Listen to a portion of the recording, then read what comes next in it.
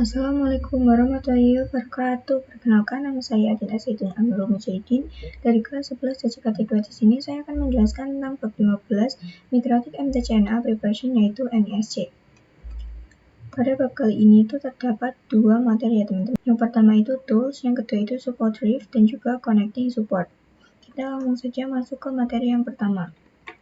Oke teman-teman, di sini tuh ada tools router OS yang mana dia itu menyediakan beberapa utilitas yang membantu mengelola dan memantau router dengan lebih efisien. Nah, pada fitur tools ini ada yang beberapa sudah kita gunakan ya teman-teman pada video sebelumnya. Nah, ketika kita melihat pada Winbox-nya ini kan ada tulisan tools. Kita bisa pencet, maka di sini itu ada beberapa pilihan ya teman-teman. Salah satu yang sudah kita gunakan itu ada Romon dan juga yang lain-lain ya teman-teman.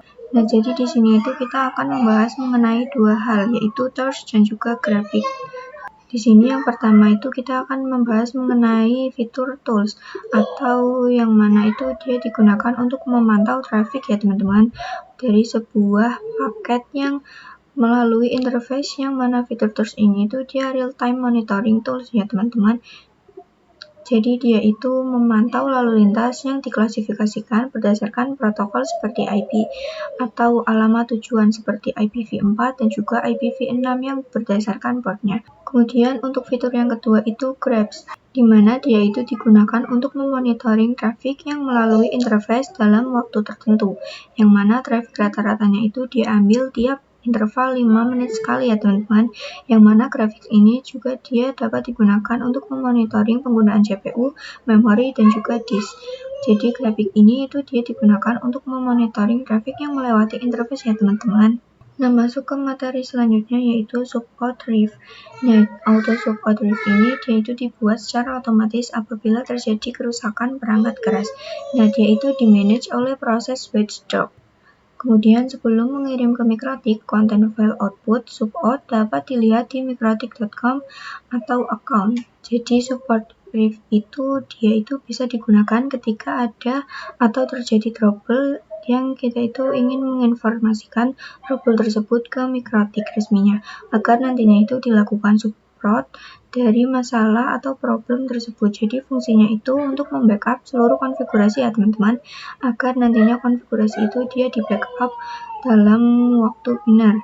Nah, kemudian backupan tersebut dapat di-download oleh laptop kita dan kemudian nanti file tersebut itu dia bisa kita upload ke Mikrotik resminya, sehingga nantinya itu kita sudah mengupload untuk file binarnya ya teman-teman. Nantinya pihak Mikrotik support itu dia bisa membantu mengatasi problem atau trouble yang kita alami.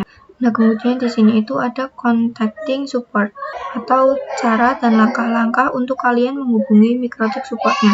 Nah, pertama di sini itu sebelum kita mengontak support mikrotik.com, kita bisa cek resource pada routernya. Kemudian disarankan untuk memberikan note pada setiap support yang kita report. Nah, kalian memberikan alasannya pada setiap masalah yang kita laporkan. Kemudian yang ketiga adalah menjelaskan serinci mungkin sehingga dapat memudahkan tim Mikrotik. Misalkan kalian masalahnya itu di sini, jadi kalian itu harus menjelaskan yang di sini itu secara detail ya teman-teman, agar si Mikrotiknya itu dia paham dan tidak bertele-tele. Kemudian selanjutnya itu kita harus menyertakan diagram jaringan. Kemudian kalian itu ingin melihat info secara lengkapnya, bisa kalian lihat pada linknya ya teman-teman. Sekian pembahasan dari saya, terima kasih. Wassalamualaikum warahmatullahi wabarakatuh.